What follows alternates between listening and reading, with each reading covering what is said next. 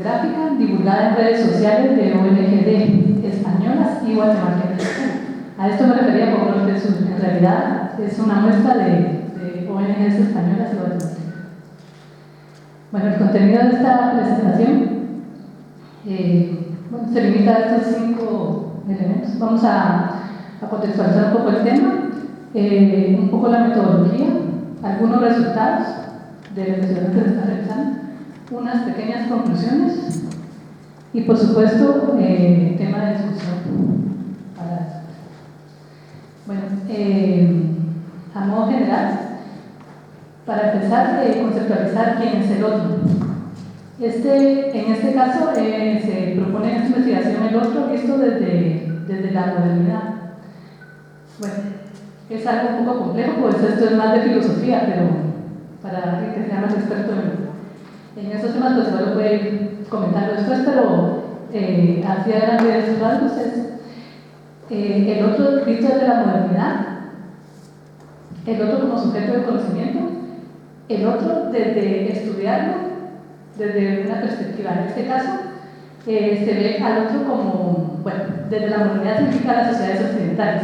Y para las sociedades occidentales el otro viene siendo el bárbaro, el primitivo, el que se necesita civilizar, pues el que está atrasado, el que no ha llegado precisamente a el que no está en la modernidad. Esto, incluido en la publicidad social de las ONG, implicaría entonces esa otredad vista desde el desarrollo y desde el subdesarrollo. En este caso, los otros que esta publicidad refiere son precisamente las poblaciones que están en subdesarrollo. Son los beneficiarios, poblaciones vulnerables, poblaciones que están lejanas. Aclarar un poco también que los estudios de publicidad, bueno, ya se sabe que la publicidad es un discurso de sociedades occidentales desarrolladas y la publicidad social también lo es. Entonces surge desde aquí y es un discurso que, bueno, que en este caso refiere a esta otredad. Hay algunas investigaciones previas a esto, no es la primera vez que se trata. Sí, bueno, sí se trata desde el otro, perdón, es como yo lo estoy enfocando. Se ha tratado en general cuál es la comunicación de la publicidad de estas organizaciones, pero generalmente pues aparecen algunos rasgos como que puede ser etnocentrista, tiene estereotipos. Los estereotipos pues generalmente son de las poblaciones del norte y las poblaciones del sur. Bueno, hay diferentes investigaciones al respecto. No voy a profundizar mucho en esto y me voy a ir directamente a una muestra. En realidad es una muestra de muchísimas más variables que se han realizado. Es un estudio descriptivo, se hace un análisis de contenido tanto de la imagen como del discurso, de piezas publicadas en redes sociales, ya sea en Facebook o Twitter, de estas ONGs, que son españolas y de sus socias en Guatemala. Y nada, aquí hay algunos resultados, con algunas variantes. Bueno, para empezar, ¿quiénes son los grupos culturales y los colectivos representados en esta publicidad?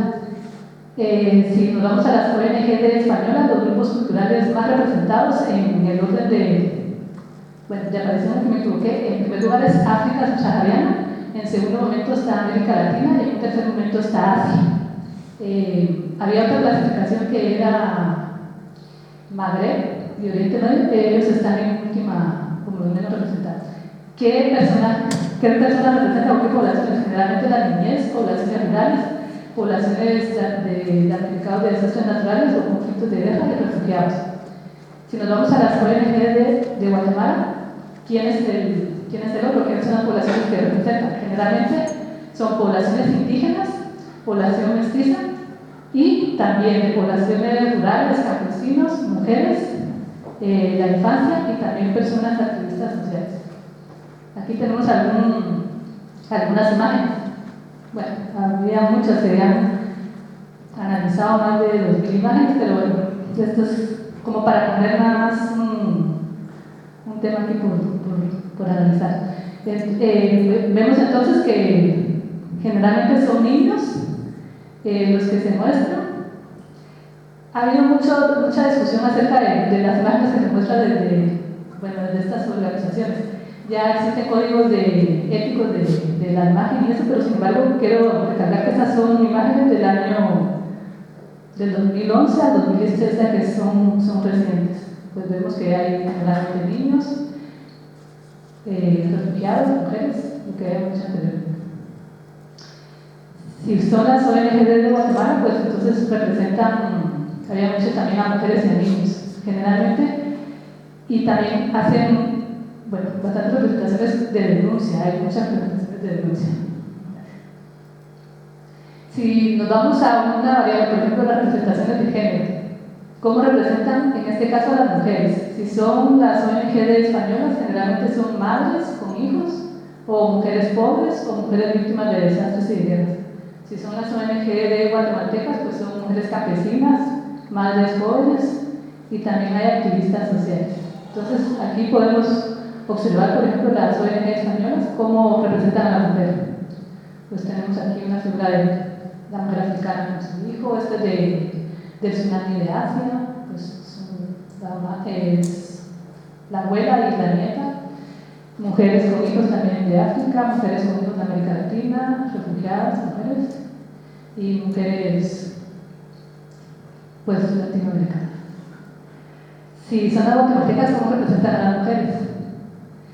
Pues en este caso, como hay hay más activismo y siempre se lucha más por los derechos humanos y la defensa y la crítica. Recuerdo en exposiciones pasadas que hablaban de que la literatura latinoamericana era más crítica y todo eso, pues con nuestra historia, generalmente siempre va a existir eso en nuestras representaciones, pues hay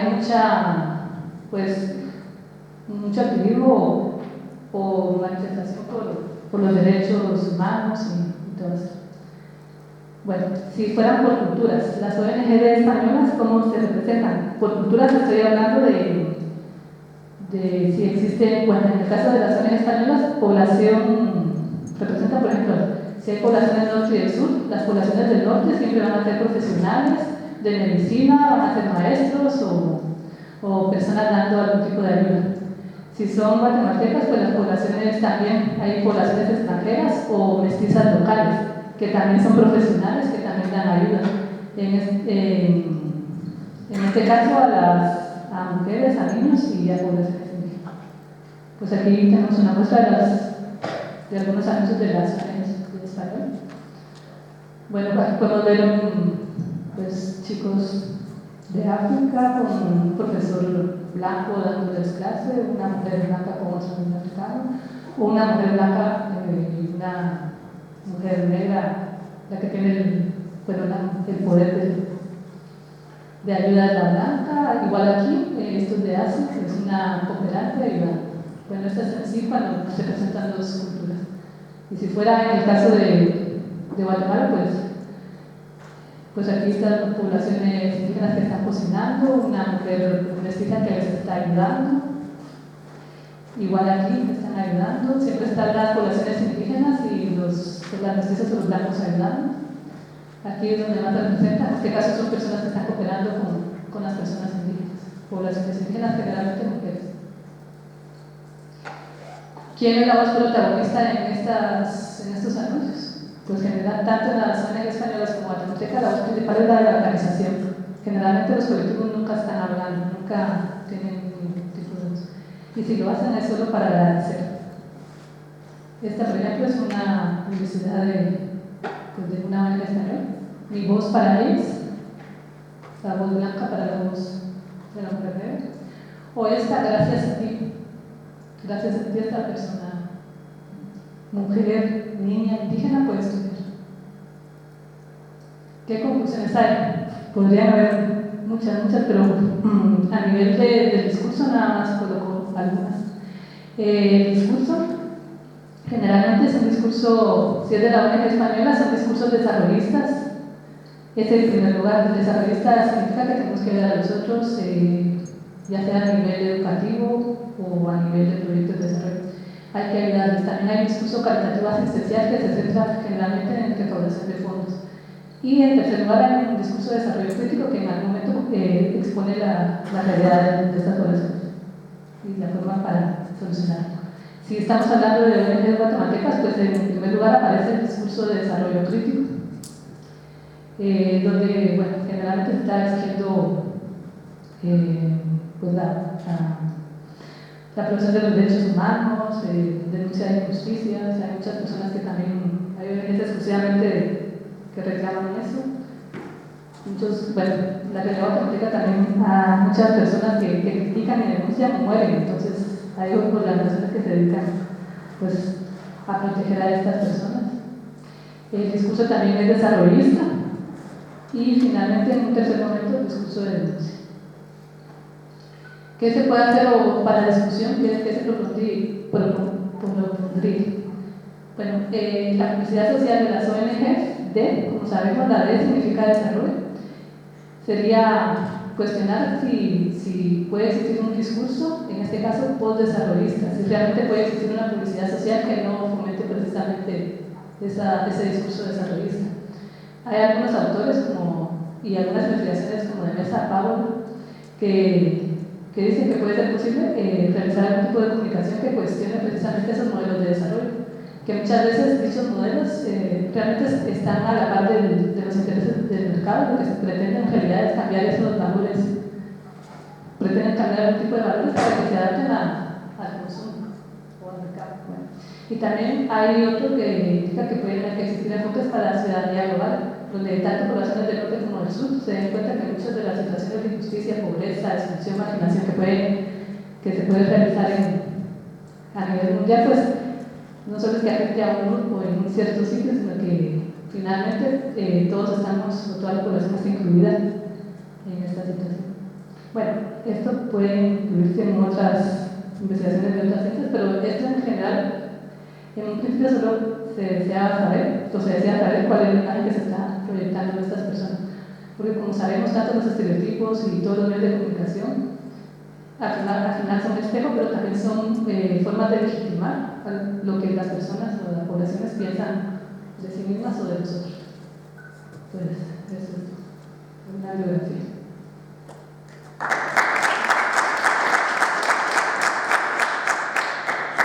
Muchísimas gracias, Claudia. El próximo va a ser David Diez, quien es historiador del arte y específicamente investigador del arte documental. Él cursó el máster denominado Europa y el Mundo Atlántico en la Universidad de Valladolid y hasta hace poco tuvo la dirección de la Asociación Universitaria REUNAR, que es la Reunión Universitaria Artística. Ha estado, así me comentan, colaborando con y apoyando al colectivo latinoamericano desde sus inicios, así que es un especial gusto poder escuchar su presentación o su comunicación de hoy, que está denominado Relaciones Artísticas entre Japón y México, un viaje por el arte de Nampal.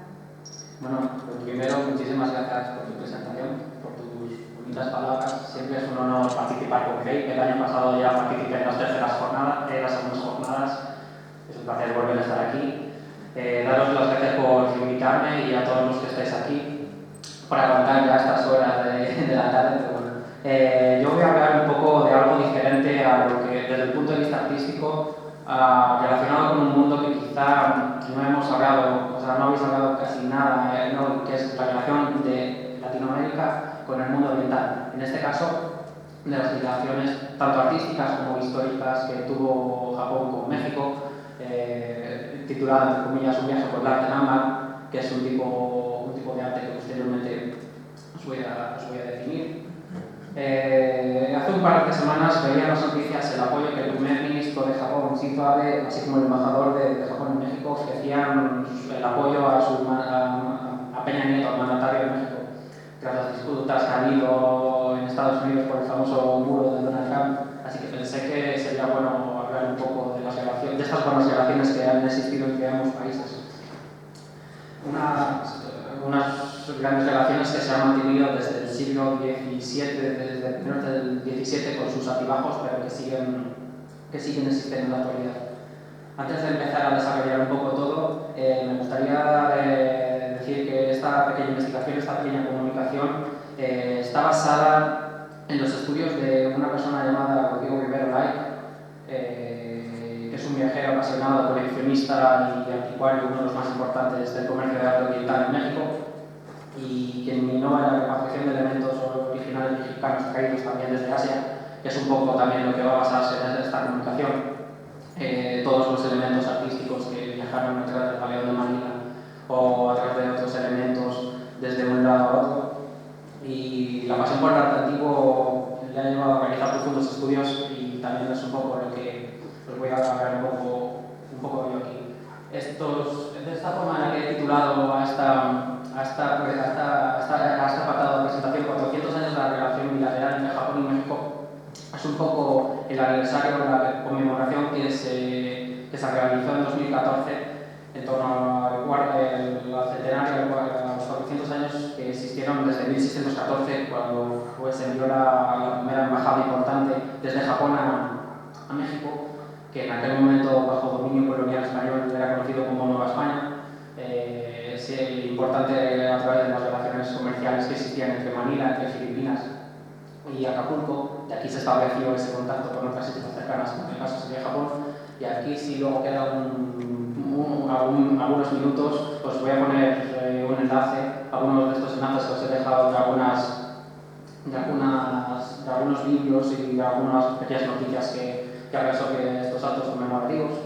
Hablando, esta por ejemplo es un poco recorrido que hacía el Galeón de Manila desde Acapulco hasta Filipinas y cómo volvía posteriormente en la parte del norte y cómo podía relacionarse con Japón, con las islas cercanas, otra que en un grabado. Para hablar un poco de la historia, si rápido un poco, todos sabemos que la evangelización cristiana se desarrolló primero a principios del siglo XVI. Muchos jesuitas viajaron a Japón para predicar ese cristianismo y también algunos de esos jesuitas habían nacido en Nueva España, no solo aquí en España. Es importante que en esta evolución que se desarrolló a lo largo del siglo XVI de la evangelización cristiana existieron algunos personajes destacados, algunos elementos destacados, hasta 1597, cuando el general Toyotomi Hideyoshi prohibió la enseñanza del cristianismo. Este personaje era un daimyo importante de Japón en aquel momento, y a partir de ese momento expulsó a todos los misioneros y religiosos de Japón. Es importante destacar dos elementos fundamentales: la visión de Rodrigo de Rivero y Velasco, del que posteriormente os voy a hablar un poco, así como de Giovanni Nicolo de la Academia de Arte de San Lucas, que fue Giovanni Nicolo, era un pintor jesuita que fundó una academia de arte en Japón. Era la academia de arte más importante de Asia para todos aquellos japoneses que se querían adentrar un poco en las enseñanzas occidentales. Y parte también en estos momentos destacados de los que posteriormente os voy a hablar, de las embajadas, la que os he hablado anteriormente, la conocida embajada Keiso, de ahí el cuarto aniversario en 2014, aunque anteriormente habían existido otras embajadas como Atenso, que posteriormente también os voy a hablar. A partir de ese momento sí que es verdad que Japón tuvo un pequeño cierre de fronteras, y tras la restauración Meiji durante más de 200 años, y posteriormente tras la restauración Meiji desde 1874, Japón y México volvieron a retomar esas buenas relaciones que tenían, con sus ciertos altibajos, ya que existieron momentos como la Segunda Guerra Mundial en las que no existían tantas relaciones.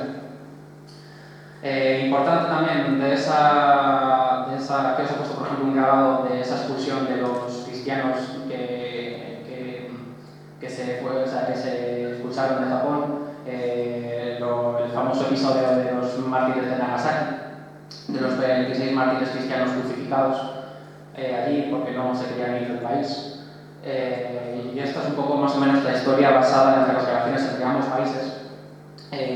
Relaciones cristianas, o sea, relaciones más o menos religiosas, pero que también influyen dentro del punto de vista histórico y también artístico. Y dentro de este ámbito artístico, sí que sería bueno empezar a hablar del arte Naman, definiros un poco lo que es. El arte Naman, el sinónimo, o sea, la definición de Naman es el término que ellos utilizaban a todos aquellos occidentales que viajaron a Japón en esos momentos, en especial a los portugueses, aunque también es un término, ellos lo denominaban como los bárbaros del sur, aunque también ahora mismo es un término que se ha quedado para denominar este tipo de arte. y es un arte que se basa es el arte de los biombos y las lagas. Como os he dicho, es el concepto que recibe el arte japonés de los siglos XVI a XVIII, influidos por el contacto con estos bárbaros, que ellos conocían como comerciantes y religiosos procedentes de distintas partes del mundo. Destaca fundamentalmente tanto en biombos como en lacas y se desarrolla en un sinfín de variedad de temas, aunque destaca principalmente la caricaturización y ridiculización que los japoneses harían de estos bárbaros del sur, principalmente, como os he dicho, de los portugueses. Ahora os voy a poner un par de ejemplos. Sí que es destacado, por ejemplo, en el detalle de este biombo, realizado al final del siglo XVI, atribuido a la escuela Kano, de la que posteriormente os voy a hablar. Esa caricaturización que os he dicho que ellos realizaban se ve, por ejemplo, que a los occidentales les ponen esos pantalones bombachos, ya que ellos veían que gentes que venían de la otra parte del mundo vestían de una forma un tanto distinta a ellos. Por ejemplo, es otro detalle de otro biombo Namban atribuido a Kano Naizen, otro de los artistas más destacados de la escuela Kano. También, como veis, con la visión de esos pantalones bombachos o distintas caricaturizaciones de los occidentales.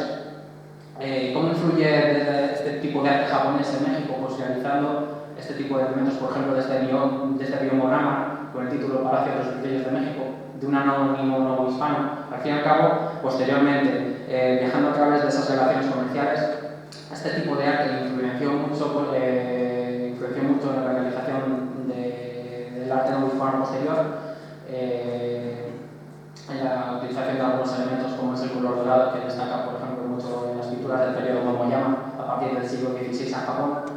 Por ejemplo, este biombo está en el Museo de América. Y no solo es el arte de los biombos, sino también el arte de las lacas y otra serie de elementos. Por ejemplo, está la caramba del Museo Nacional de Artes Decorativas de Madrid. Este detalle de la ilustración de nácar, que en este caso es una pieza no hispana, no una pieza japonesa, pero se ve, si podéis ver bien, esa realización también de la naturaleza, tema importante. Al final, la naturaleza era muy importante como tema en el arte japonés. Por ejemplo, este arte de estilo Naman, también datado entre el año 1580 y 1630.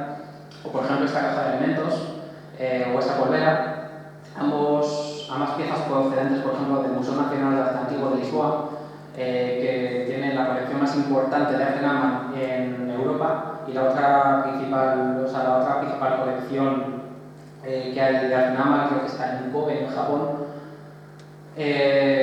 Lo que os he mencionado un poco, esta escuela Kano tiene mucha relación con el arte Nama y se influye mucho, y posteriormente también la tendrá con México.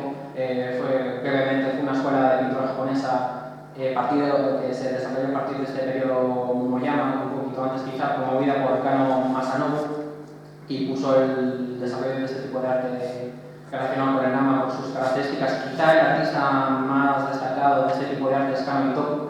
Si veis, la determinación de este tipo de estilo se debe al apelativo de Kano, por eso todos los pintores que forman parte de esta escuela tienen ese nombre.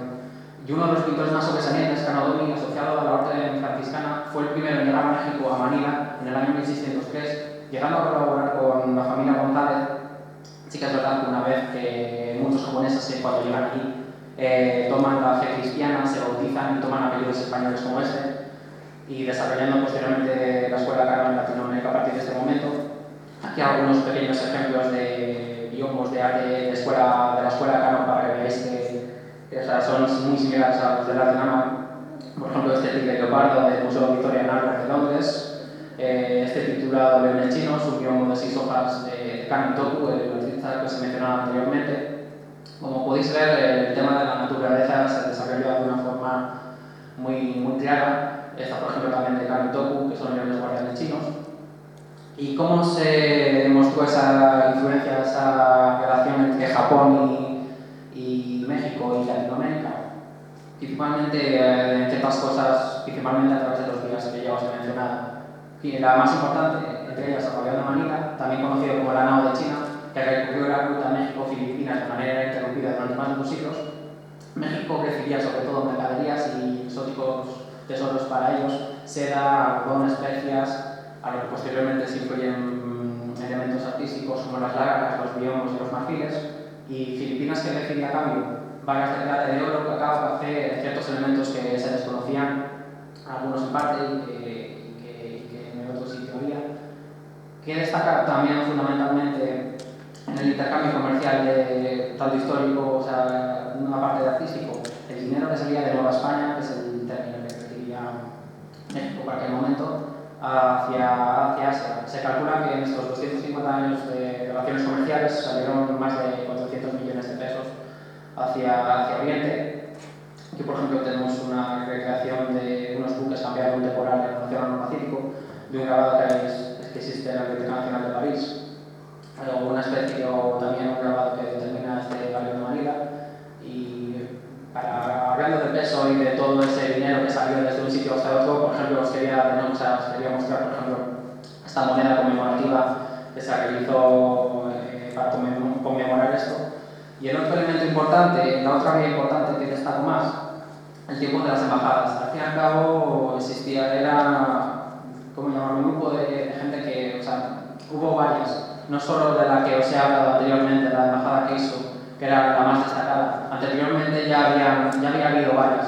La embajada de los jóvenes, también denominada embajada Tenso, porque recibe esa definición de por qué ese momento histórico que había en Japón.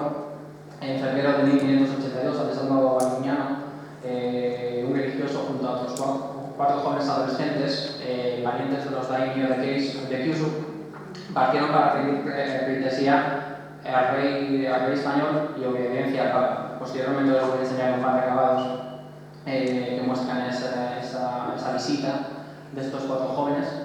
Sí que también destaca, por ejemplo, en 1610 el viaje que realizó Rodrigo de Vivero, quien anteriormente os he mencionado. Rodrigo de Vivero había estado en Filipinas y cuando viajaba a Latinoamérica, a México, su barco naufragó en las costas de Japón.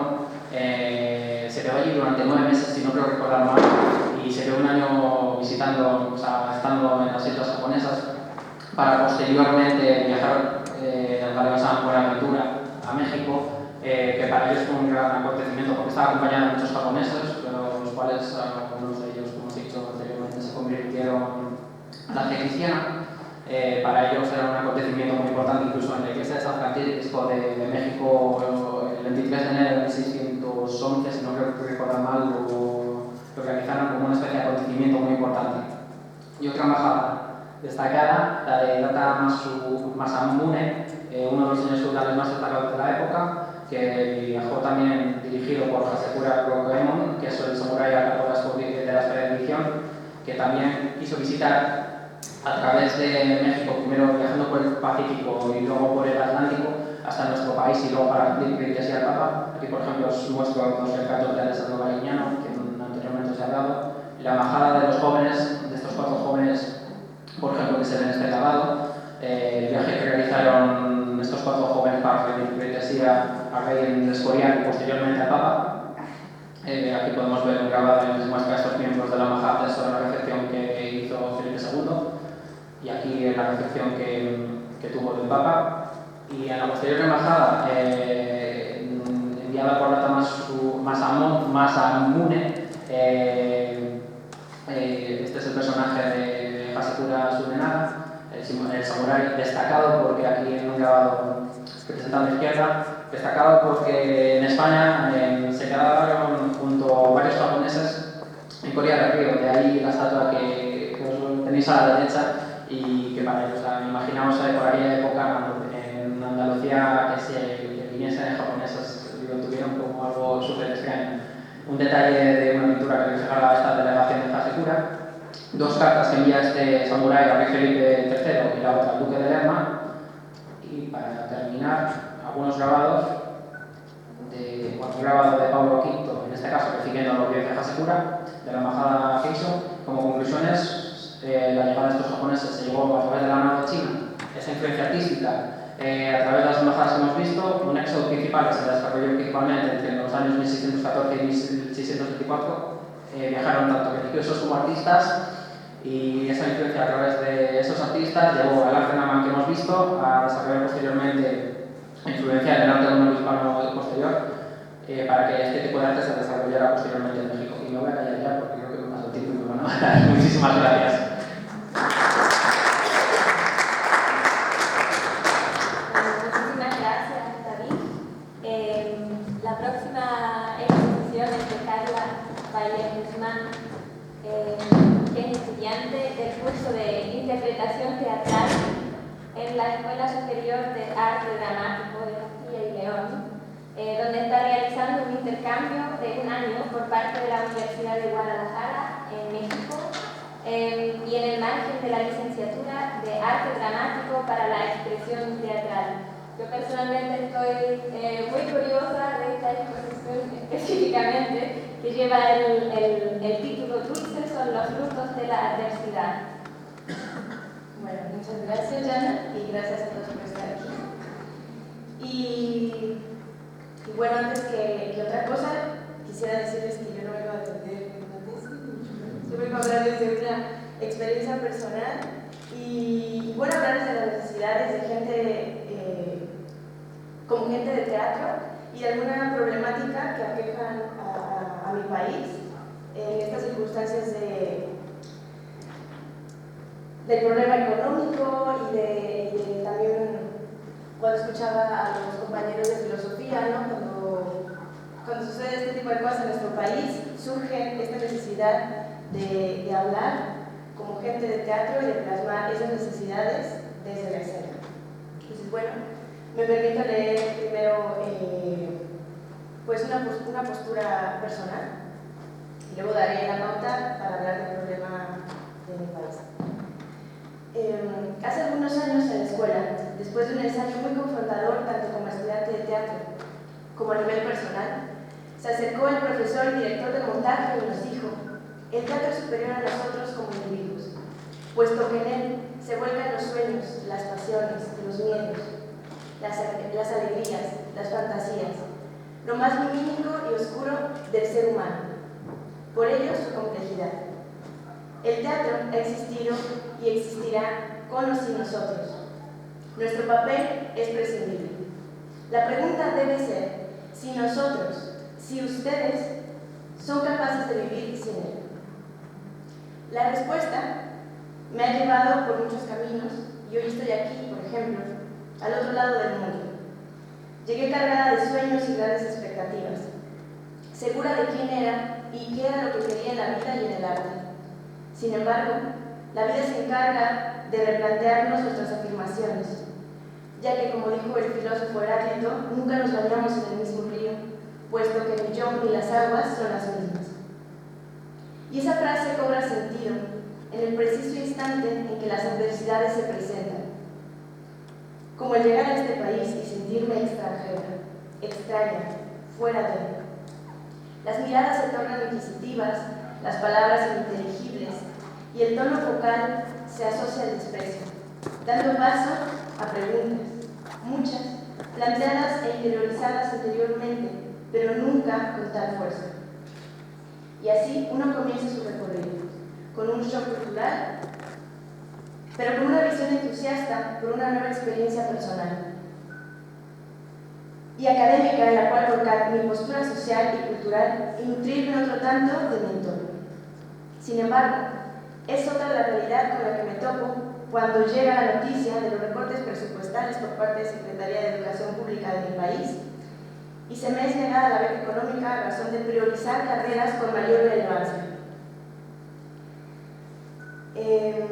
Y así, uno continúa su recorrido discutiendo con un nuevo modus vivendi en donde mi economía no alcanza para nada. El clima parece un enemigo y la soledad se vuelve un fiel compañero. Todo en conjunto hace una explosión interior y la vida suplica guardar silencio para escuchar verdaderamente. Es ahí, en el momento en el que me siento en desequilibrio y más vulnerable, cuando recuerdo mi primer contacto con el teatro, la razón por la que elegí este medio de comunicación y expresión, y revivo el miedo de verme descubierta, frágil, sin máscaras ante los compañeros y después ante los espectadores de ese mundo real pero ficticio que es el arte dramático.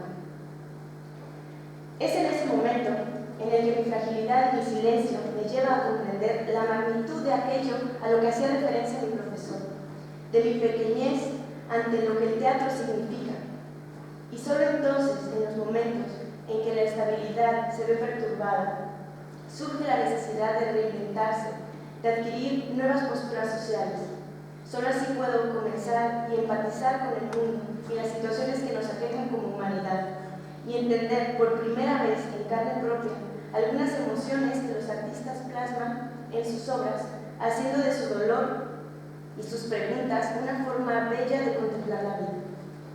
A diferencia de lo que muchas personas piensan, el arte significa dar voz a aquellos que no lo tienen, y yo como actriz me parece que tengo la responsabilidad de dárselas, porque no veo el teatro con ese punto de vista de la utilidad, como antes se mencionaba en la mesa de filosofía, y reitero que el teatro en particular es la manera en la que yo me pregunto cosas respecto a la vida. Y el teatro es indispensable para la sociedad y hace uso, más bien se apoya de la filosofía, de la psicología, de la arquitectura, y no es simplemente decir por decir. Entonces me parece que justamente ahora en mi país se ha vuelto un gran problema. ¿Por qué? Porque pareciera que los entes pensantes estorban. Pareciera que el buscar una manera de vivir mejor, el ser crítico de nuestra sociedad, estorba. ¿Y qué mayor ejemplo que esos 43 estudiantes que han desaparecido en nuestro país y hoy en día no se ha dado respuesta? Bueno, doy paso a la problemática que me he planteado respecto al teatro en México, y es la importancia de los subsidios superestructurales e infraestructurales en el ámbito teatral en México. ¿Qué es lo que sucede? Que la Secretaría de Cultura, tanto a nivel federal como a nivel estatal, da algunas becas para la formación de estudiantes o de grupos de artistas, para que vayan al extranjero o para que expandan sus conocimientos en el país, pero que son muy limitados y muy específicos. Por ejemplo, becas a grupos con trayectoria ininterrumpida, demostrando 20 años en adelante, de 10 a 19 años, de 5 a 9 años. Es decir, es muy limitado el círculo que puede acceder a esas becas y ese subsidio. Sin embargo, hay algunas que se pueden dar en este ámbito, pero a los espacios donde uno puede desempeñar su labor, esas becas o subsidios no existen, lo cual delimita nuestra área y nuestro espacio de expresión. Algunos de los foros o de los teatros independientes que se han formado en pro de la libertad de expresión y la artística han tenido que cerrar sus puertas. ¿Por qué? Porque tampoco el interés del público es de tal nivel como para continuar dando paso a esos montajes teatrales. Entonces, resulta que mantener nuestro quehacer artístico se está volviendo imposible en nuestro país. Uno de los grandes foros y teatros independientes en el Distrito Federal, que es llamado Teatro La Capilla, recibía un subsidio anual. Sin embargo, fue de la noche a la mañana recortado y al día siguiente fue anulado por completo. Entonces, lo que ellos se plantean es: nosotros no queremos privatizar el teatro. ¿Por qué? Porque eso significa dar un giro al teatro comercial, y la economía del país no tiene el nivel para que un individuo pueda ir al teatro a pagar 20 euros, porque hay necesidades primordiales como la salud, la alimentación. Entonces, por supuesto, el arte y el teatro queda relegado. Y a nivel estatal, específicamente del estado en el que yo estudio, no hay ningún apoyo.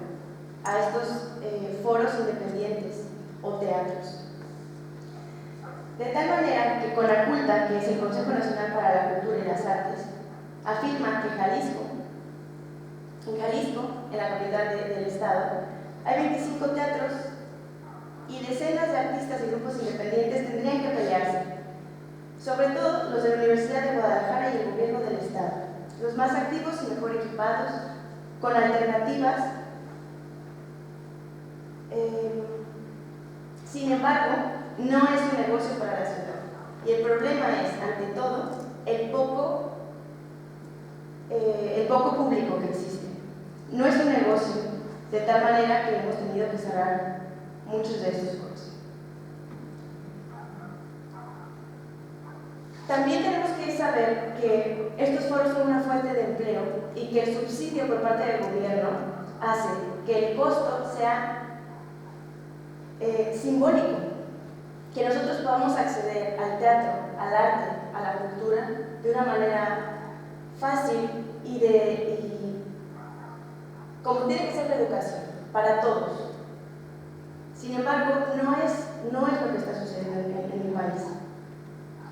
¿Por qué sí a los subsidios? Porque los espacios propician el trabajo actoral y porque el costo del boleto, meramente simbólico, da la pauta para que sea el arte abierto a todas las personas. ¿Para qué el teatro? El arte, como el amor, es insaciable, decía Eleonora Duse, célebre actriz italiana del siglo XIX.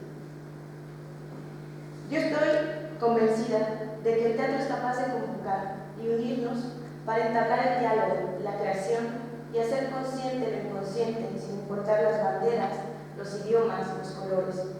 Es una pena escuchar que la cultura y las artes son menospreciadas o despreciadas totalmente por nuestros gobiernos y la población en general, creyendo que es una mala inversión y una pérdida de tiempo, cuando hay personas que dedican su vida entera a ello y que a título personal nos mantiene vivos, apasionados, esperanzados y ávidos de más experiencias. Soy una plagiadora de emociones, robando el dolor de otras personas, incorporándomelo hasta que no pueda recordar a quién corresponde. Sara Kane, dramaturga y directora teatral. Esta frase apenas atisba el trabajo actoral, la ardua preparación para la experiencia efímera de cada función que conlleva meses de investigación y creación. Romper las ataduras del ego individual para vaciarse de uno mismo, ser humilde para encarnar un personaje y darle alma. Actuar es la revelación y el descubrimiento del sentido cabal de la propia existencia. Luis de Tavira, director, dramaturgo y pedagogo mexicano. Estas circunstancias desfavorables son las que dan lugar a un esfuerzo doble e incansable por retribuir a mi país lo que me ha dado y lo que no me ha dado. Pero también es exigir una mejora social, un apoyo a la creación teatral. Por ello, en lugar de maldecir los momentos más oscuros, los agradezco y los honro con este texto, y cito una frase del dramaturgo inglés William Shakespeare, el cual inspiró el título de esta novela.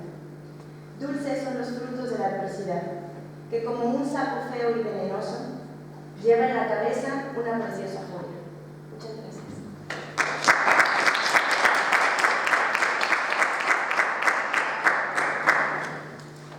Muchísimas gracias por esta comunicación. Vamos a seguir con la comunicación de nuestra compañera Edith Guzmán. Su área de conocimiento son ciencias políticas y sociales, en el cual está trabajando específicamente respecto a los temas de la situación de los pueblos indígenas de Nicaragua, la educación universitaria en Nicaragua y también la niñez y la adolescencia. Ahora está cursando un máster en la Universidad de Valladolid en el campo de la Cooperación Internacional para el Desarrollo y está teniendo vínculos académicos tanto con la Universidad UNAM de Managua como con la Universidad Centroamericana. Buenas noches a todos. Es un verdadero gusto poder compartir esta mesa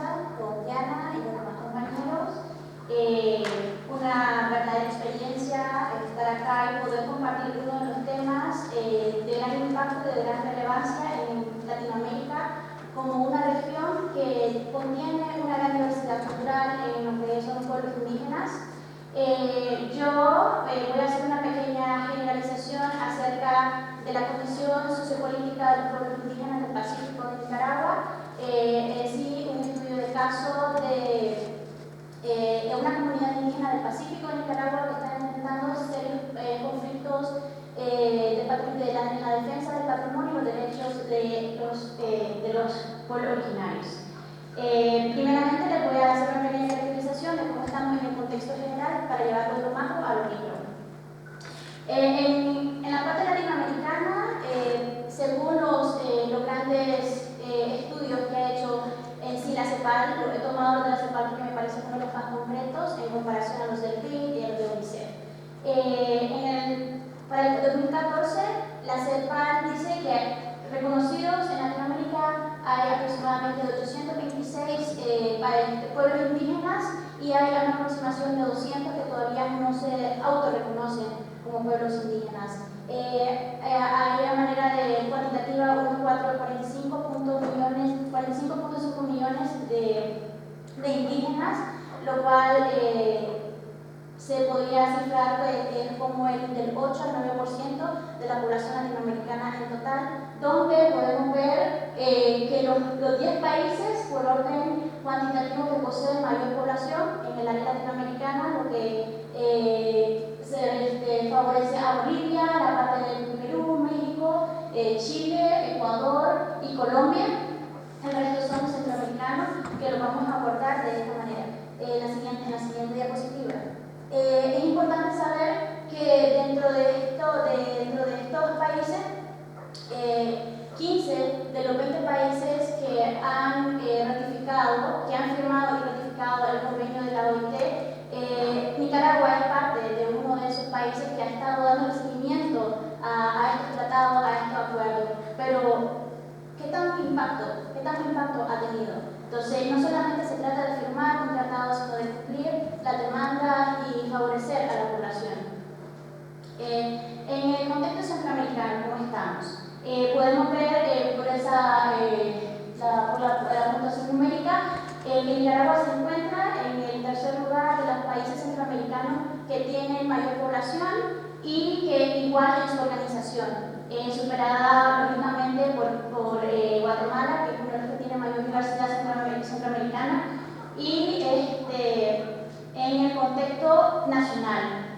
El mapa que tenemos a nuestra derecha, siempre que voy a hablar de Nicaragua me gusta caracterizarlo y darlo a conocer un poquito. La parte de la derecha tenemos la parte del Caribe, la parte del centro-norte de Nicaragua, y en la parte izquierda tenemos la parte del Pacífico, que es la parte donde nos vamos a centrar. Generalmente, cuando a un extranjero le hablamos de los pueblos indígenas de Nicaragua, todo se incluye a los pueblos indígenas de la costa Caribe, lo cual vuelve irrelevante a los pueblos indígenas del Pacífico, centro y norte del país. A la mano izquierda tenemos una caracterización de los pueblos indígenas en el país. A manera general, igual miramos que no hay una visibilización de los pueblos indígenas del Pacífico, donde dice pueblo Nicaragua, y que lo miramos por el lado opuesto a la mano izquierda, que solamente tiene 2 puntuaciones, lo cual no debería ser así porque hay un reconocimiento, al menos por el Estado, de 22 pueblos indígenas, y miramos que solamente hay 2, entonces creemos que la divulgación que le dan incluso al mapa a esto no es bastante contundente. Ahora, en el contexto comunal, esta línea de investigación que la comencé formulando en los últimos 2 años de mi carrera, en una asignatura de Sociología, para el desarrollo donde comenzamos a involucrar en algunos de estos temas, porque estaban viviendo el bastante relevante y cultural de nuestro país en ese momento. Yo lo quise centrar en los desafíos que está viviendo la comunidad indígena Salina de Nahualapa como una zona turística emergente. No sé si es la suerte o porque eso atrae muchos conflictos internos, a muchos conflictos internacionales también. Entonces, mi objetivo principal es describir los desafíos que están enfrentando las comunidades como parte de la lucha por los derechos de los pueblos indígenas del Pacífico, que es claro que esta situación se puede multiplicar y se puede reflejar en los otros pueblos también, porque es la misma condición que todos estamos viviendo. La parte local, digamos que estamos totalmente en una zona cerca de las playas, estamos en la zona pacífica. Las tres imágenes que presentamos son las tres razones por las cuales esta comunidad indígena es el foco de conflictos internos, políticos, sociales y por ende económicos. Fuentes naturales como las aguas termales, el mar, que se ha convertido en uno de los centros turísticos más grandes.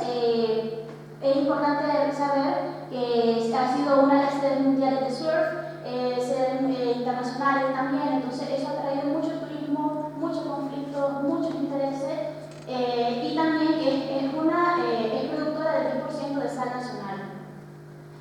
En contexto general, esta comunidad se encuentra a 45 kilómetros de la cabecera departamental de Rivas, a 30 kilómetros de la municipalidad, tiene 5.400 habitantes en general, pero 1.300 indígenas son los que tienen derecho a la toma de decisiones.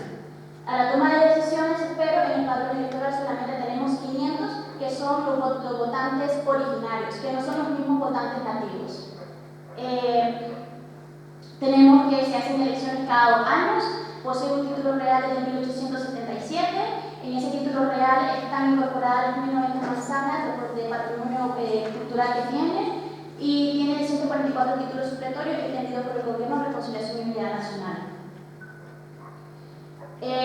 Algunas preguntas que me he planteado, cabe señalar que este trabajo todavía no está terminado, simplemente estoy compartiendo algunos de los puntos que realmente me gustaría dar a conocer de la situación que estamos enfrentando.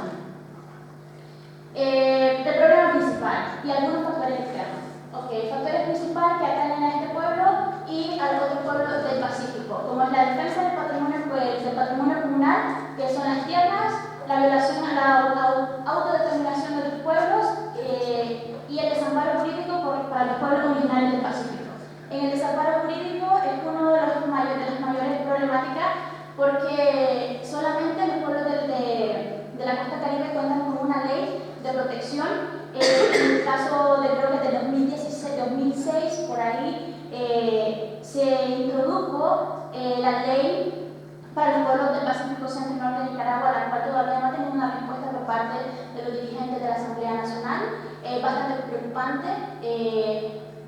Tenemos acá la violación a la autodeterminación de los pueblos. Bueno, eso también, como no hay un amparo político, entonces tenemos mucha influencia por parte del gobierno estatal, que si bien podemos equilibrar la balanza, pero siempre salimos perdiendo porque tratan de inferir su forma de gobierno en las estructuras políticas de la comunidad. Tenemos que hay algunos factores externos. Dentro de los factores externos, los inversionistas privados, los nacionales y los extranjeros, han sido un factor determinante para que todas estas problemáticas y desafíos se ponen a luz pública. La expansión del territorio que los inversionistas quieren hacer, el apoyo con que cuentan los inversionistas públicos de las entidades, los inversionistas privados por las entidades públicas, los líderes políticos de las estatales brindan un gran apoyo a este tipo de inversionistas. Al final, que por la defensa de la tierra hay serios problemas porque hay una confrontación entre pobladores, quienes no se sienten identificados como, no tienen esa identidad cultural, esa identidad indígena y prefieren apoyar a los inversionistas privados. ¿Por qué? Porque son los que están generando empleo en el sector turismo, que es una de las fuentes de economía que está surgiendo en Nicaragua, y entonces hay una confrontación entre pobladores, entre los que no quieren mantener su patrimonio cultural vivo y entre los que quieren que se venda para que siga generando empleo y todo. Pero al final, muchos de los pobladores dicen: vamos a vender nuestras tierras para después trabajar en el extranjero. ¿Es correcto? No es correcto. Hay como una doble moral. Pero bueno, eso es una confrontación y la organización interna es uno de los mayores desafíos con la que cuenta esta comunidad para poder darle la realidad política y social. Desde el 1990, la comunidad indígena ha tenido una anarquía totalmente en la parte del liderazgo. Han habido como unas 10 juntas directivas de las mismas familias, es decir, hay una sectorización, una concentración de poder, por así decirlo. Hasta los últimos, creo que los últimos 3 años, 3-4 años, se han podido hacer algunas elecciones que también carecen de una legitimidad, por así decirlo, y apoyo en cuanto a la certificación por las autoridades municipales y estatales. En fin, que esta comunidad posee ciertos aspectos, bueno, los aspectos con los que esta comunidad está contando se pueden plasmar en las otras comunidades del Pacífico de Nicaragua, las otras comunidades indígenas, como las que se encuentran en la parte del lago de Cocibolca, también por el sector turismo. Entonces, bueno, por otra parte, el interés y la importancia investigativa para promover este tipo de temas es para crear una divulgación de la situación sociopolítica de la comunidad o a nivel general, visibilizar el injerencismo de diferentes entidades por factores extremos en la comunidad, sensibilizar y motivar a las mujeres y jóvenes indígenas a ser críticos sobre la invisibilidad que viven sus pueblos y de una u otra manera brindar algunas opciones para que el Estado vaya fortaleciendo las debilidades que tiene en cuanto al sector originario. Este tema lo había lanzado en la universidad para mostrar un aporte multidisciplinario, incidir en los alumnos sobre las luchas de los pueblos indígenas en la actualidad, promover los debates de la cultura política de la población indígena y crear unos espacios de reflexión. Entonces, como este tema yo lo había planteado en la universidad, entonces había también dado algunos tips, por así decirlo, para poder incluir dentro del espacio y debate político de la misma universidad. Podemos ver que esta comunidad también tiene un soporte jurídico que está en la Constitución, en el artículo 5, donde el Estado reconoce la participación, reconoce los pueblos indígenas de toda Nicaragua, pero en el artículo 89 sale expresamente los derechos de la comunidad de la costa caribe. No hay otro artículo que diga que tienen los mismos derechos de la costa del Pacífico. Dentro de los soportes jurídicos más relevantes, he puesto los que conocemos, los que son más relevantes dentro de la Declaración de las Naciones Unidas y el convenio de la OIT, que son los más resonados. Bueno, tenemos esa pirámide que debería de estar un poco más balanceada, pero miramos que al final está el Estado, están las ONG, en este caso las ONG que también han jugado un papel muy importante, como factores externos, los inversionistas y por último, las autoridades indígenas. Algunas estrategias que estas estructuras externas han utilizado han sido tratar de negociar con el sector del inversionista, con el sector estatal, para, si ya no pueden dar una solución, al menos tratar de equilibrar esta situación. Porque se tiene que estar en una situación de al menos una convivencia tranquila, sino que si hay una inversión y viven en un ámbito de constante conflicto. Alguno del fin que busca esta investigación a largo plazo, cuando la logre completar, es que haya un mayor vínculo entre el Estado y la comunidad indígena, entre el respeto a los derechos de las mismas comunidades y una apropiación de la identidad indígena y una mayor proyección de la cultura política. El fortalecimiento, también lo que se busca, el fortalecimiento dentro del ámbito comunal, dentro del ámbito estatal y sobre todo dentro del ámbito de la educación, que es un factor muy importante para poder sensibilizar no solo a los estudiantes, sino también a la sociedad en general. Acá una hermosa frase de la compañera Rigoberta Menchú que me gusta: la paz es hija de la convivencia, de la educación, del diálogo. El respeto a las culturas milenarias hace nacer la paz en el presente. Muchísimas gracias.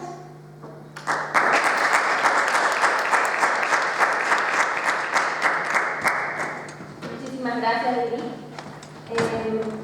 La última comunicación de la Mesa de Arte y Sociedad nos va a regalar Marisa Pedro, quien hoy se pegó un viaje de 6 horas para poder venir a la tercera jornada del colectivo latinoamericano. Ella es licenciada en Historia del Arte y cursó un máster en Estudios Avanzados en Historia del Arte por la Universidad de Zaragoza. Actualmente está terminando su doctorado en Historia del Arte de la misma universidad y está cursando el diploma de especialización en estudios japoneses. Además, es codirectora y articulista de la revista Ecos de Asia. Y bueno, su título ya lo ves en la pantalla. Pues muchas gracias, Yani, muchas gracias a todos los que se han quedado hasta esta hora tan tardía, increíblemente vamos temprano, en contra de lo que yo creía. Y sin más quería presentarles uno de los que es un aspecto de mi tesis. Yo soy española, pero también viví en México, entonces con esta mesa se me están mezclando ambos acentos, así que voy a ir bailando todo el rato, yo creo. Discúlpenme las incoherencias de acá. Creo que no hay muchos mexicanos en la sala, aparte de acá la compañera. Entonces no sé si ustedes conocen a la figura de Miguel Covarrubias, a pesar de que fue un artista muy conocido, muy valorado, tan valorado que llegó a cobrar por obra más que Picasso, incluso en un determinado momento. Pero bueno, su figura ha sido muy mal recuperada, a pesar de que destacó en muchos ámbitos, como podríamos ver aquí. No tenemos mucho tiempo, pero básicamente me gustaría contarles que Covarrubias, mexicano, vivió mucho tiempo en Estados Unidos, desde el año 23 hasta el año 50, haciendo muchos viajes en medio, y de esto vamos a hablar, y que fue sobre todo conocido como ilustrador de revistas tan famosas como Antiferro, muchas otras revistas con caricatura de sociedad, y también de algunas de las principales editoriales de libros ilustrados. Pero además con muchas otras cosas, fue escenógrafo, fue pintor de caballete, muralista, de exposiciones internacionales. Vamos a ver ejemplos de todo esto que les digo. Vivió en muchos lugares y estuvo inmiscuido en muchos movimientos artísticos diferentes. Es una figura sobre la que hay estudios, algunos generales, hay una biografía general de Adriana Williams, que les comentaré algunos aspectos después. Hay obras sobre parte concreta y desde luego también debe ser reconocido como divulgador a cargo de joven, a caída de viejito, con una cabeza, bueno, no es una cabeza olmeca, pero sí con una figura olmeca. Fue uno de los olmequistas principales, uno de los primeros olmequistas que reivindicó el papel de la cultura olmeca como cultura madre en Mesoamérica, pero eso es otro tema. Como ya les digo, fue conocido como caricaturista de sociedad, también por su papel dentro del renacimiento del Harlem, también dentro de los estudios americanos, ya les digo, como olmequista, incluso como estudioso del arte de los pueblos nativos americanos.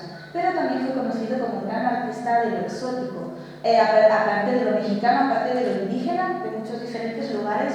También realizó obras sobre África, sobre el sur de México, incluso el Amazonas, sobre, en definitiva, el Caribe, el sur de México, en definitiva, muchos lugares.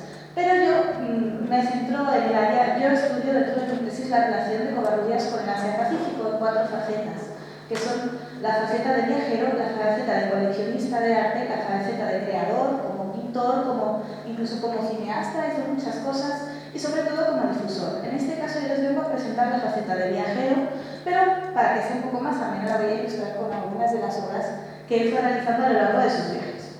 Van a ver que a lo largo de esta presentación hay muchísimos datos, pero se los voy a intentar resumir. Si alguien los quiere leer concretamente o me pregunta o saca una foto con cualquier tranquilidad, porque sé que si no tendremos tiempo de todo. Covarrubias, dentro de sus múltiples viajes, que ahora veremos, dio 2 vueltas al mundo y fue recordado por algunos investigadores como un viajero excepcional, no solo porque viajó mucho, sino por la particular manera en la que él vivía el viaje. Él penetraba en la cultura y para él el viaje era una forma de aprender.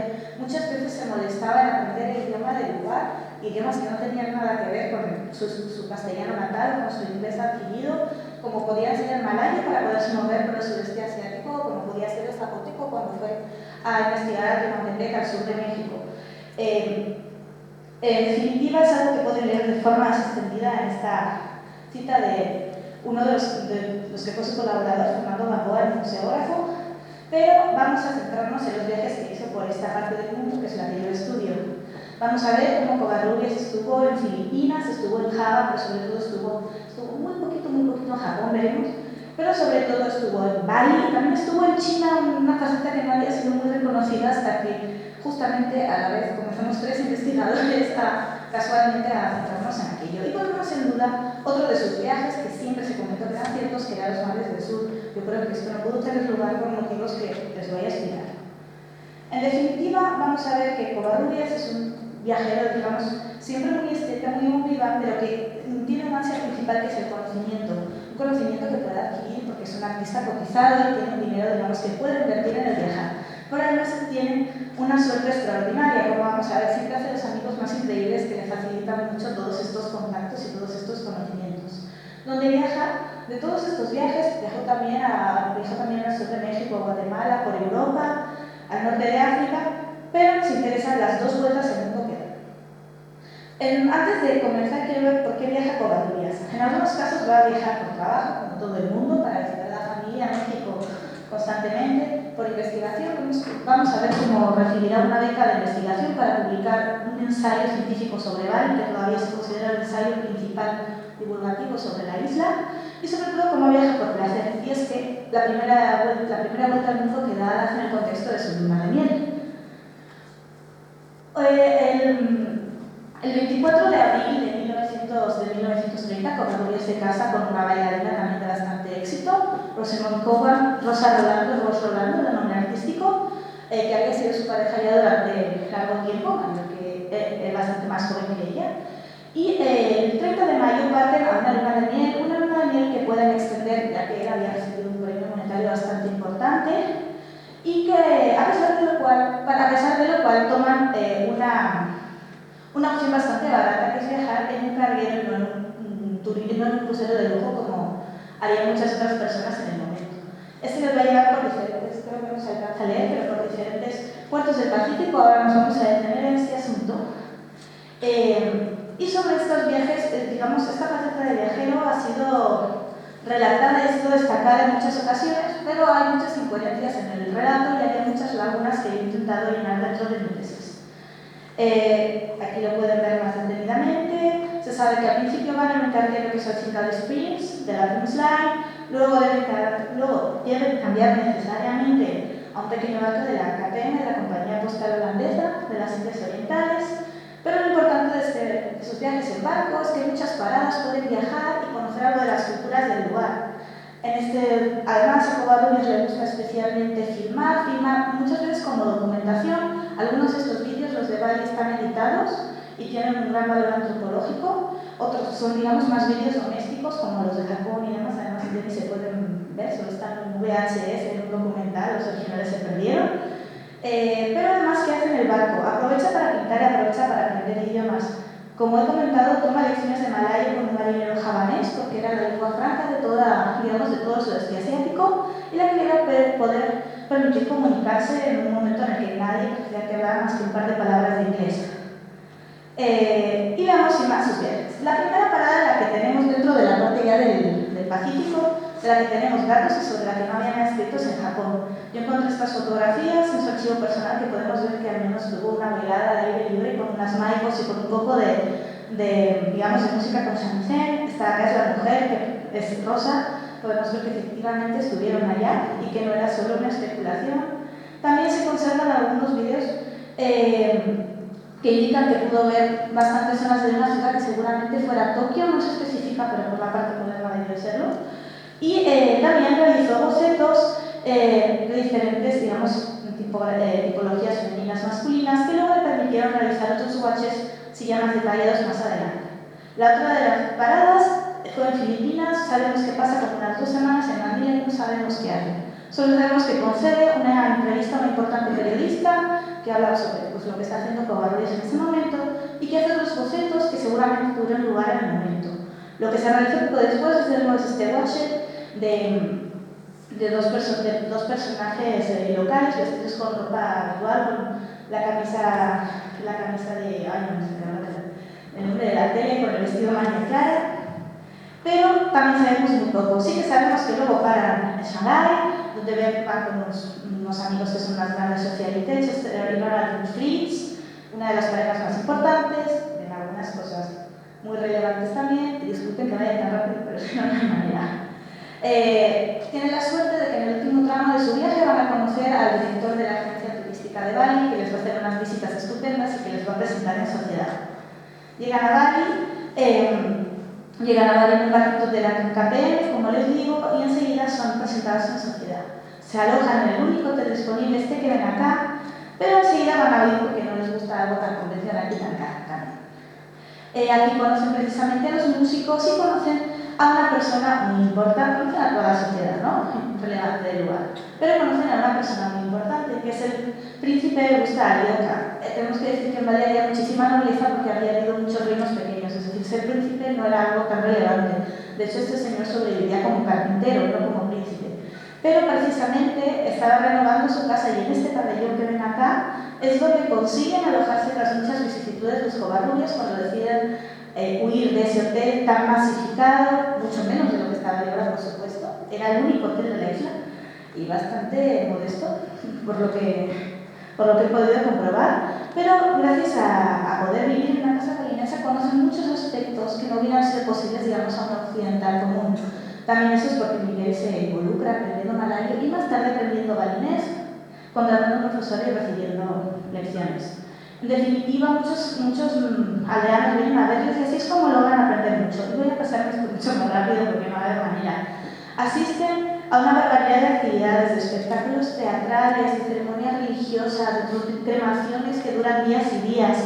Y Covarrubias realiza muchas ilustraciones como estas, que luego tiene un gran éxito en Nueva York. Por su parte, Rosa desarrolla otros intereses, le interesa especialmente como bailarina, que es el baile, pero también la gastronomía. Incluso tiene un proyecto de escribir un libro de cocina que luego nunca le llegan a comprar las editoriales y demás. En un momento determinado de esta estancia en Bali, el escritor francés Lachelle viene a visitar a la pareja, prefiere que un amorío con Rosa en ese momento además, pero lo realiza en encargo a Covarrubias, que es ilustrar este libro titulado Xin, que es una crónica, digamos, de la China contemporánea. Entonces, Covarrubias con eso va a partir a dos viajes. Uno a Java, en el que voy a tener que correr muchísimo.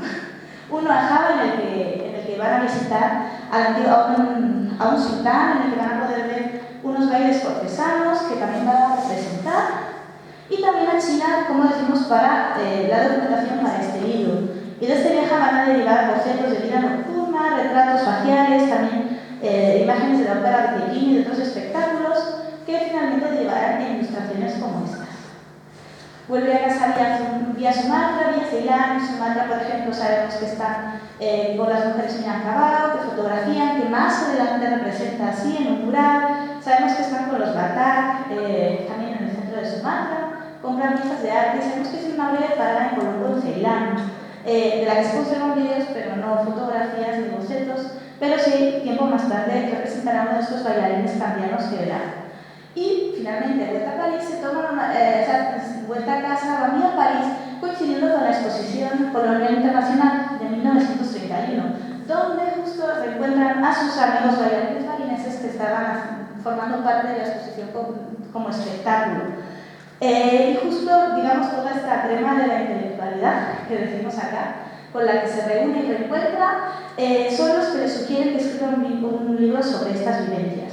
También ven danzas indochinas y muchísimas cosas que no tengo tiempo de contar. Pero lo importante es que Covarrubias vuelve a Bali en el año 1933 con una beca de la Fundación Guggenheim precisamente para escribir un libro sobre Bali. A decir verdad, la beca era para realizar material artístico, pero él aprovecha para recopilar datos para escribir este libro que se convertirá en la quintesencia de la divulgación científica sobre Bali. Además, van a realizar un viaje a China que tiene multitud de etapas, pero que es importante, y aquí sí voy a ser muy breve, por las personalidades a las que conocen. Algunos de los poetas más importantes, como Xingnan Zhao o Alin Yuta, que quizás más conocidos fuera de sus ámbitos. Visitan un montón de lugares en China que no hay tiempo para definir, están como siempre con todas las estrellas, e incluso llega a publicar caricaturas de Xingnan Zhao, este poeta que les decía tan importante, en diarios chinos. Además, va a influir en algunos artistas chinos. No hay tiempo de contar nada, aquí las pruebas de que estuvieron y los lugares que visitaron. Visitan Pekín, visitan Suzhou porque van a un evento culinario, y de hecho tenemos fragmentos, tenemos un diario, por la mujer de Covarrubias escrito muy que relatan unas cosas concretas, como que uno de los presentes, al que llama de otra forma, Chamanyu se comía hasta 14 cangrejos, incluso tenemos bocetos de estas comilonas que se dieron y podemos ver cómo, digamos, hay muchas pruebas de estos viajes y de lo que fueron haciendo. Después hacen muchas más actividades y vuelven a Bali. Finalmente acaba escribiendo el libro. Aquí os doy las imágenes más para aliviar ya esta maratón hacia el final. Hace muchísimas pinturas y esto es importante porque le va a conferir una autoridad máxima en temas balinenses hasta su muerte, incluso mucho después de muerto sigue siendo una de las autoridades principales. De vuelta a casa, vuelven a parar en Java, en Malaca y, como les comentaba, y con esto ya casi terminaré, yo creo que una de las cosas que se ha mantenido, que es que estuvo en los mares del sur, no pudo ser, porque básicamente tengo documentado dónde está en cada momento y no hubo tiempo material. Sí se conserva una nota del plan de visita que tenía, que incluía una barbaridad de islas de la Polinesia, Micronesia, Melanesia, que definitivamente no pudo ser, pero todo el mundo se tomó en serio como que había estado. ¿Por qué? Porque pintaba obras como estas que parecía que efectivamente habían sido pintadas por alguien que estaba ahí. Lo que pasa es que era un artista que se documentaba mucho científicamente y de hecho he podido localizar de qué libros cogió muchas imágenes determinadas y además conservó esos archivos hasta su muerte. Luego se dedicó a hacer cosas sobre arte de Oceanía en general y por eso yo creo que se ha mantenido la idea de que llegó hasta ahí, porque son obras de esta calidad. En definitiva, estas son obras que hace antes de sus viajes, hemos visto el después, este es el antes. Podemos ver cómo el viaje provoca un cambio, cómo el viaje también genera una colección documental y artística. Estos son piezas que he ido reuniendo de lo que fue su colección. Muy rápido, piezas sobre todo de Bali, pero también de China, de Sumatra, de Filipinas y de muchos otros lugares.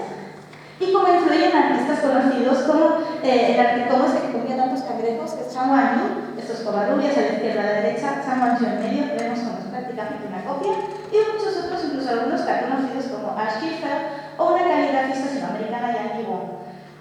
Como digo, se convierte en una autoridad. Ser una autoridad le genera muchos más encargos, como estos murales de la exposición del Golden Gate de San Francisco del año 39. Y en definitiva, le hace conocer a muchísima gente importante que hará que su figura se valore cada vez más. Le genera encargos comerciales, de tipo publicitario, de tipo incluso de moda, y muchos más libros. Y ya, lo siento, me he pasado mucho. Muchas gracias por su atención y sobre todo por permitirme este tiempo de más.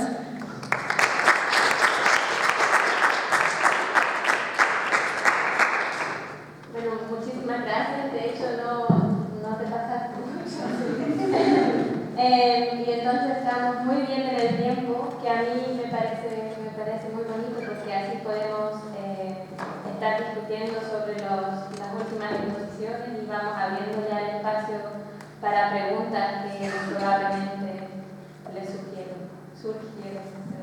Bueno, en primer lugar, para no ser un falto de respeto, darle las gracias a las expositoras. Y ahora el compañero Juan Asdrúbal va a realizar un comentario sobre la exposición de Nicaragua, ¿verdad? Bueno, igual que José Julián, agradecer su tiempo, haber llegado hasta tan tarde. En cuanto a la exposición de Nicaragua, yo también soy nicaragüense, soy oriundo de la costa caribe, aunque mis orígenes vienen del barrio indígena Moningó y del mismo Chontales. Con lo que la costa caribe tiene un régimen de una ley específica para pueblos indígenas, básicamente es cierto. Pero eso se basó en algo que tú misma destacaste, que no tiene esa comunidad, una muy buena organización. Además, habría que destacar que históricamente toda la mosquilla como que se le conocía en ese tiempo fue segregada del resto del país y todos los pueblos tuvieron una muy buena identidad. Cada uno de los pueblos y comunidades indígenas, que se difieren mucho uno del otro, se autorreconoce como tal en el Pacífico, que también tenemos mucha experiencia de trabajo por universidades y ONG, es lo que más está decayendo. Tanto así que muchos no saben cuáles son sus orígenes indígenas.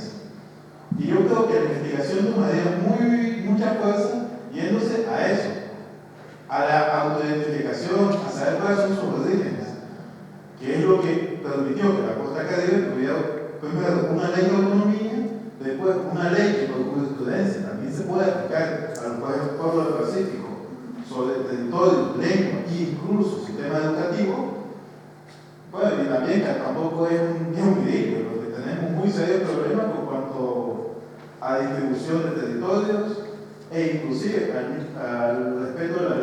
cuanto a normativa de educación a nivel nacional, a pesar de que tengamos un subsistema educativo. Bueno, yo te agradezco tu comentario hacia mi exposición, válido, totalmente válido. Son dos realidades totalmente diferentes las que vivimos en Nicaragua, el Caribe y el Pacífico. Nosotros lo tomamos como un modelo a ustedes por la parte que se han esforzado en tener una mayor organización de impacto, al menos jurídico. También hemos trabajado un poquito con la parte de los medios indígenas del Pacífico Centro y Norte de Nicaragua, y créeme que la organización que ustedes tienen, al menos con las mujeres, para nosotros también como un modelo a tomar. ¿Qué te digo? Nosotros también trabajamos durante el 2012, presentamos un proyecto de autoidentificación en los jóvenes indígenas en algunas comunidades en el Diplomado de Liderazgo y Gerencia Política. Fue muy bien visto, pero la verdad creo que por la misma disposición y por el mismo fomento, o sea, no le dan el seguimiento, creo que se echó a perder ese proyecto. Hay muchas debilidades en cuanto a la organización, la parte jurídica es la que nos tiene también un poco decaídos. Yo considero que estos temas deberían de ser más divulgados en las plataformas educativas, al menos en las facultades de las humanidades. También me alegra saber que soy nicaragüense, pensaba que era la única aquí porque no he conocido casi a nadie. Eso con más. Sí. En la parte de, ¿qué te digo? En la parte de la organización, sí, eso sí, resaltarlo mucho, y la autoidentificación, como ya te dije, mi investigación está completa. Fue una línea de investigación que seguí desde 2014-2015 y no la he podido completar por algunos factores externos, pero sí, al regreso a Nicaragua voy a darle un seguimiento bastante certero, porque ahorita en docencia se han dado demasiados conflictos y creo que es hora que se visibilicen estos temas en la comunidad universitaria para crear mayor espacio.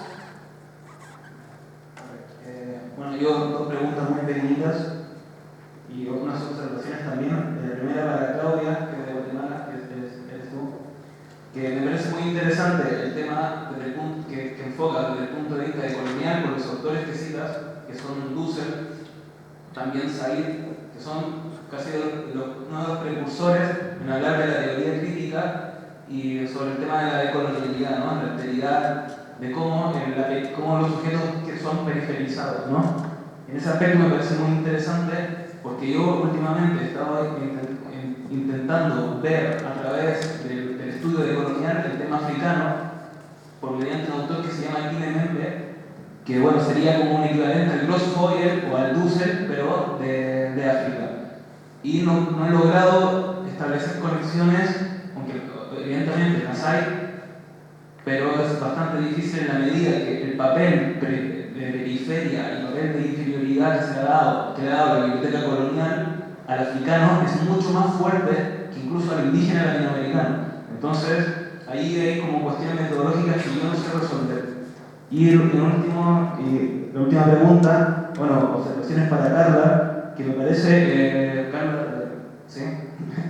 que me parece muy sincero y muy bonito lo que has comentado respecto a darle voz a los que no tienen voz, ¿no? A través del arte, pero también a través de la historia, y evidentemente te referías a todos, ¿no? Y que tengamos que estar recordándolo continuamente, creo que es señal de que los intelectuales del pasado no han logrado fortalecer o mirar hacia abajo, ¿no? Porque si estamos recordando una y otra vez qué es lo que tenemos que hacer, es una consigna o es un hecho que no se ha llegado hasta el final.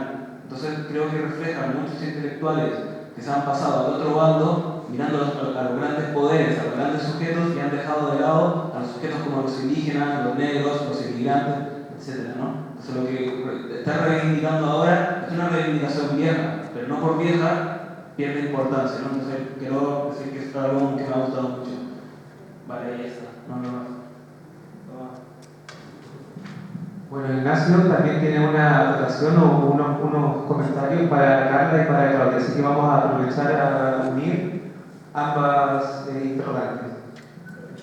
Que, bueno, primero, vaya mesa, o sea, me ha sido espectacular, la verdad, o sea, dentro de lo que son las jornadas que son ya bastante multiculturales. Después de cada mesa me siento como súper cosmopolita porque me han hablado de países que ni recordaba. Sobre todo al último ponente que ha sido espectacular para cómo ha condensado la información y todo el contenido sin restarle, digamos, sin restarle rigurosidad. Voy a cerrar con la pregunta, primero para Claudia, perdón, que simplemente ¿has pensado en incluir, o a lo mejor lo ha hecho, ha incluido en tu investigación de la formación del discurso del otro, la manera o la forma en la que esta ONG desarrollista, digamos, o que funciona, digamos, para desarrollar focos del sur o países del tercer mundo, como quiera llamarse, ¿cómo se financian esta ONG? Porque creo que eso influye de alguna manera importante en la forma en la que reproduce publicidad.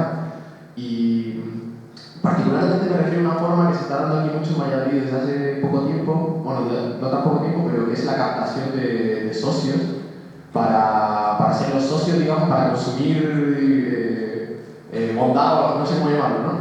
Entonces, si me puede hablar sobre eso. Y para Carlos Gómez, como he hecho, pone también una pregunta, que no sé si has tenido en cuenta cómo ha evolucionado el consumo del arte en Europa, porque es llamativo la forma contradictoria en la que creo que ha hecho alusión en una parte de que, por ejemplo, en México o en Chile o en general en cualquier país de Sudamérica, el arte no se consume principalmente por la dificultad económica y porque es un bien de consumo, digamos, muy caro. Pero es llamativo que aquí en Europa, que digamos, es más laxo, digamos, las diferencias sociales están más difuminadas a lo mejor y un miembro de la clase trabajadora se puede permitir ir al teatro, ¿cómo llamativamente no acude al teatro?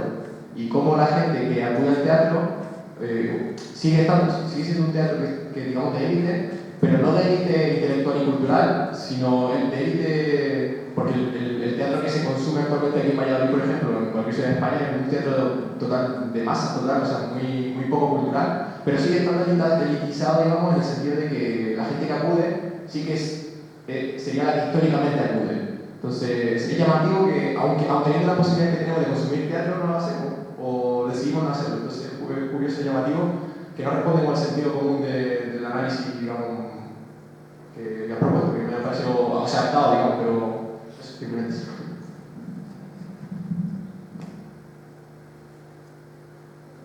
Claudia, ¿quieres responder a las preguntas? Bueno, gracias. Pues gracias por sus aportes.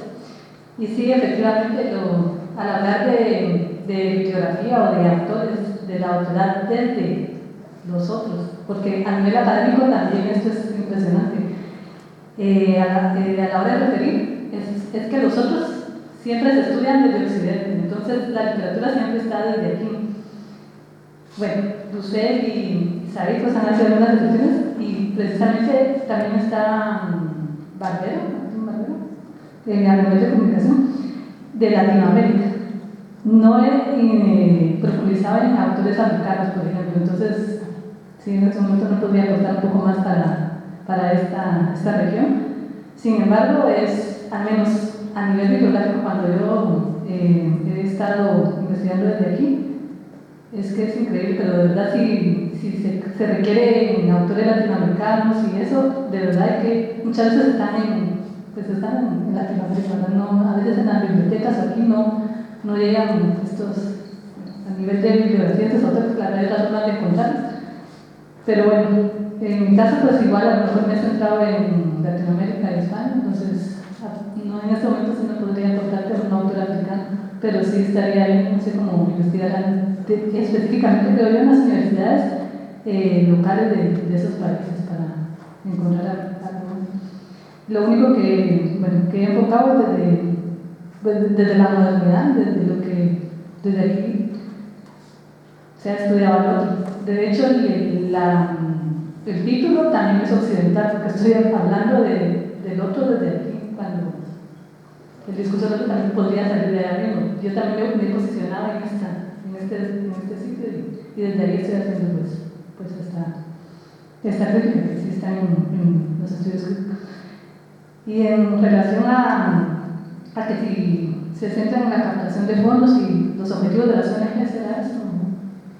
Sí, vamos a ver, cómo la publicidad si se veía condicionada, digamos, por el modo en que obtiene beneficios, tanto de Estado como de particulares. Ya. Para la captación de socios, por ejemplo, aquí Sí, bueno, realmente captación de socios y recaudación de fondos es como uno de lo más visual a nivel de las ONG desde este punto de vista, desde aquí, principalmente en las internacionales y algunas ONGs civiles locales pequeñas, pero si vamos a hacer las ONGs también es otro. Yo me centraba en la comunicación, pero detrás de todo esto hay una discusión porque también muchas veces los ingresos de los que ellas sobreviven no son precisamente de los fondos de los socios. De verdad, estas organizaciones reciben mucho dinero, al menos de las que yo he estado realizando aquí. La muestra son de organizaciones que le llaman calificadas aquí en la Agencia de Cooperación Internacional Española, y para ser calificadas estas organizaciones reciben, bueno, esas que he seleccionado, tienen un presupuesto más de 1 millón de euros en menos de 4 años. O sea, el dinero que ella presenta ya no sobrevive precisamente por la captación de fondos de esos. Sin embargo, su comunicación sí se presenta así. Sí se presenta así y aprovechan también lo de las emergencias y eso. Pero también eso tiene que ver, para mí, más con el objetivo que tienen esas organizaciones, porque si sus objetivos en realidad son desarrollistas, siempre van a presentar al otro de esa forma, porque es la forma como en algún momento pues, les conviene a ellas para seguir pues, sobreviviendo y ser héroes solidarios o sociales de nosotros. Muchísimas gracias por estas respuestas y quizás darle la última palabra por la respuesta a Raeli. Bueno, sí, esto que mencionas, es verdad, pero tengo muy poco tiempo aquí, entonces realmente no he tenido como la oportunidad de cotejar información respecto a eso, pero lo que he podido observar es que efectivamente hay muchísimas diferencias económicas entre Europa o España, en este caso, y México, y que justamente eso hace que la necesidad vital de las personas sea diferente, ¿sabes? Que la situación social nos lleva a plantearnos temas, perdón que use esta palabra, un poco como más profundos, ¿sabes? Como introspectivos. Y bueno, ese es el teatro que personalmente me interesa, que es el teatro social. Pero bueno, hay tipos de teatros para todo tipo de personas y es muy respetable porque está en la forma y el fondo. Yo me voy por el fondo. Sin embargo, la mayoría de las personas usa ese teatro para desconectarse, para distraerse, el teatro comercial. Y es súper respetable. Finalmente, no podríamos juzgar de una manera tal, ¿no? Porque todo es tan subjetivo y la necesidad de cada persona es del individuo. Sin embargo, ese teatro que te confronta y que te hace preguntarte asuntos importantes para el ser humano, para que está tan conectado con la filosofía, ¿no? ¿Quién soy? ¿Qué tengo que decir? ¿Por qué me paro en un escenario? ¿Tengo algo verdaderamente que decir o simplemente me quiero ver bonito y quiero hacer un show grande? Entonces, pues sí, realmente ese teatro, el teatro de las masas, es el que deja más dinero, es el más redituable. Y esa es la situación con la que todos los días uno se enfrenta y se confronta, y justamente esa es la lucha. El poder hablar de lo que a ti te mueve. Gracias. Bueno, Solo, que me he acordado de un autor. Bueno. De Sousa, tiene el libro de Epistemología del Sur y tiene una colección de diferentes autores que también incluye autores africanos, que es como se ve desde otro punto de vista, entonces tal vez te podría ayudar. Bueno, cuando son las 21:45, según la planificación, la sesión de la tercera jornada iba a clausurar, pero casi de manera dictatorial o arbitraria tomaré el último minuto. Nos atrasaremos un minuto para realizar una pregunta sumamente concreta a los compañeros de España, a David y a Marisa, a Peiro. Hoy se cumplen 10 años de la muerte de uno de los grandes filósofos de la otredad, lingüista, teórico literario, por allí historiador, Svetanto Dolor. Svetan Todorov fue otro dentro de la Europa que supuestamente hegemoniza la construcción de un otro. Nació, como ustedes saben, en Bulgaria, en Sofía, puntualmente, y tuvo que escapar de allí por motivos políticos y llegó a Francia, donde comenzó a realizar su carrera intelectual. La otredad, dicho en palabras simples, es como una sociedad que posee el poder de construir la imagen de una persona que no comparte su cultura, lo efectúa. A mí me gustaría solamente preguntar a David si ha consultado algo de la historiografía japonesa actual y cómo la historiografía japonesa recrea estos episodios de los primeros contactos que él sostenía, se realizaron hace 400 años. Y en el caso de Marisa me gustaría consultar sobre algunas descripciones narrativas que pudo Miguel Covarrubias realizar sobre lo exótico, pero en clave de una alteridad extrema. Es decir, cosas que en sus viajes causaban profunda molestia en un pensamiento de epistemología del sentido común, como se dice, esto es bueno o esto es malo. Y con eso yo termino, y por favor, si pudiesen no ser breves, pero quizás concisos. Muchas gracias por esta última pregunta. Quizás puedes empezar tú, David, con la respuesta. La verdad es que es peculiar como dices tú, que ven, por ejemplo, el detalle de los libros que os he puesto, que los marcan con los bombachos, con los pantalones anchos. En el caso este, pues sí que es verdad que he visto en algunos sitios que para ellos caricaturizar de esa forma a la persona que viene desde la otra punta del mundo, un mundo totalmente diferente, porque no deja de ser el mundo occidental con el mundo oriental, es un choque de civilizaciones. Caricaturizarlo de esa forma, para ellos es como, lo he visto algún término como una comedia de arte. Es peculiar, pero al fin y al cabo nosotros también lo hemos hecho. Con el caso contrario, nosotros, no sé de qué ejemplo voy a ponerte ahora mismo, pero me saldrían varios sobre cómo nosotros vemos al mundo oriental ahora mismo, tanto en la antigüedad. Sí que es verdad que quizá ese periodo de cierre de fronteras que tuvo Japón durante más de 2 siglos pues se desconocía. Hubo poco contacto, creo que solo Holanda tenía contactos con Japón, pero sí que es verdad que posteriormente pues sí que nosotros hemos hecho lo mismo al fin y al cabo, que en ese choque y ver totalmente ahora mismo la historiografía y ver a una persona que viene desde el otro punto del mundo, pues al fin y al cabo tanto ellos como nosotros hemos hecho esa caricaturización o esa forma de definirlos como algo extraño, distinto, exótico, como tantas veces he visto esa palabra en muchos libros. Muchas gracias. Yo estaba pensando brevemente en la pregunta y para ser breve yo creo que hay 3 etapas de Covarrubias. Un Covarrubias previaje, que es una persona que exotiza al otro, exotiza lo diferente, se autoexotiza también como estrategia comercial, ¿no? Él es un mexicano en Estados Unidos y tiene que vender que es diferente, tiene que vender lo suyo, ¿no?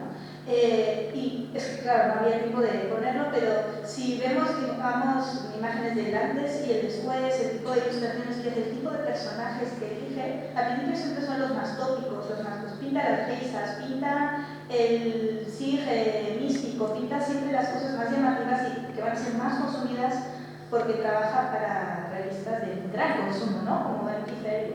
Luego creo que hay un Covarrubias que empieza a devenir antropólogo, pero empieza a devenir antropólogo de forma empírica.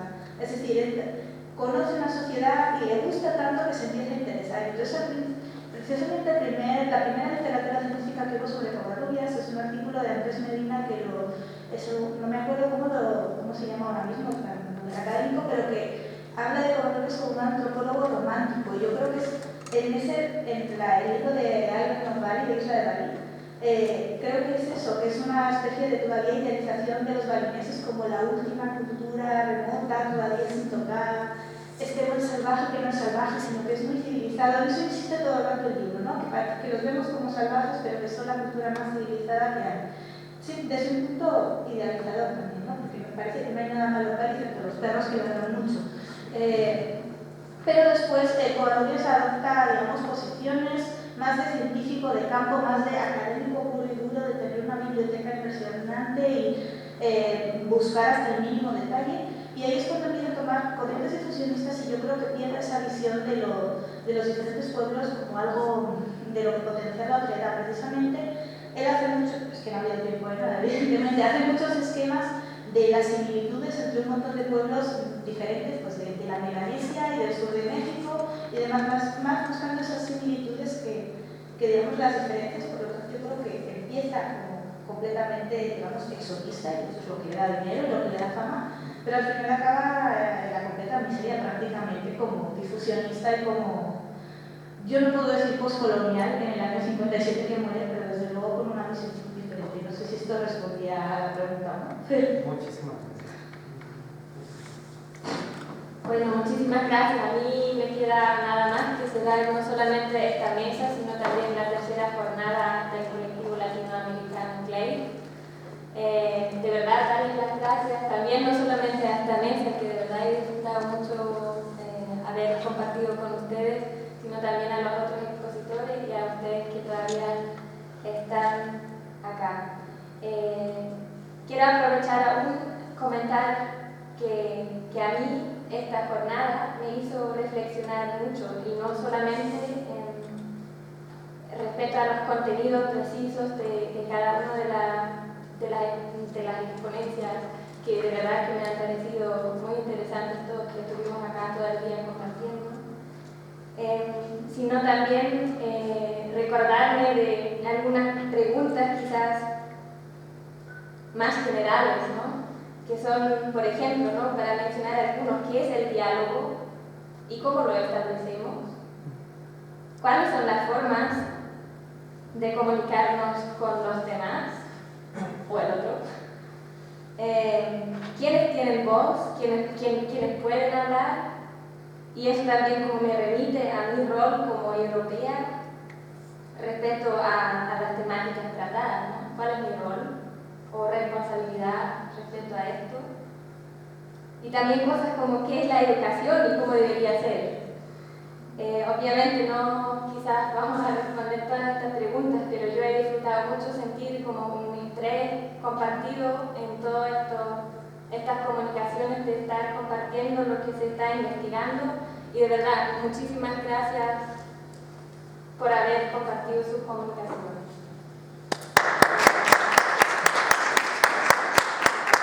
También aprovechar a invitarles